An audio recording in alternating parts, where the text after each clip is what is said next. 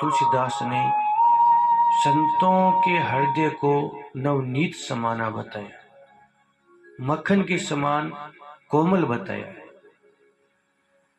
किसी गांव में एक संत रहते थे। वे उसी गांव में घूम करके भिक्षा ला करके अपना जीवन बिताते थे और श्री भगवान का भजन किया करते थे। उसी गांव में एक घर में एक बुढ़िया रहा करती थी। जब भी संत उनके पास जाते, वह बुढ़िया संत को गालियां दिया करती थी। गांव के कुछ सज्जन पुरुष महात्मा को कहते कि आप इनके पास क्या लाने के लिए जाते हो, ये आपको गालियां देती है। तो महात्मा जी मुस्कुरा कर कहते थे कि भी कुछ तो ये देती है, जो कोई नहीं देता वो ये देती है।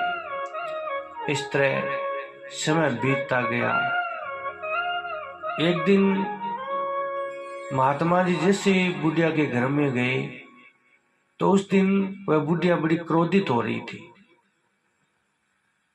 पहले के दिनों से ज्यादा वह क्रोधित हो रही थी और हाथ में एक कपड़ा का पोचा बनाकर लिया हुआ था। जैसे ही महात्मा जी उनके द्वार में पहुंचे, बुढ़िया खिंच गई, क्योंकि उनके लड़के का विवाह हो गया था और उनके कोई संतान नहीं थी। इसी बात से वह चिंतित थी और अत्यधिक क्रोधित हो रही थी। जैसे ही महात्मा जी उनके द्वार में पहुंचे, वह पोता जो पोचा बनाया हुआ था वह संत जी के छाती में मारकर फेंका। तो संतों का हृदय तो बड़ा कोमल होता है, वे किसी का भी कल्याण कर देते हैं।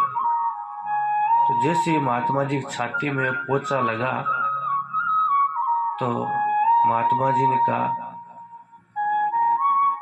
अच्छा हुआ जो इस गांव में किसी ने नहीं दिया वो माता जी आपने दिया है, आपने मुझे ये पोता दिया है, तो जाओ तुम्हारी पोता होगा। ऐसा कहकर के संत जी अपने आश्रम में चले गए। कुछ समय के बाद उनके घर में उस बुढ़िया के पोता हुआ। इस प्रकार संत जब किसी पर भी दया करते हैं तो उसका कल्याण कर देते हैं। इसलिए सदा संतों का संग करना चाहिए, सत्संग का संग करना चाहिए, संतों की सेवा करनी चाहिए, संतों के प्रति प्रेम भाव रखना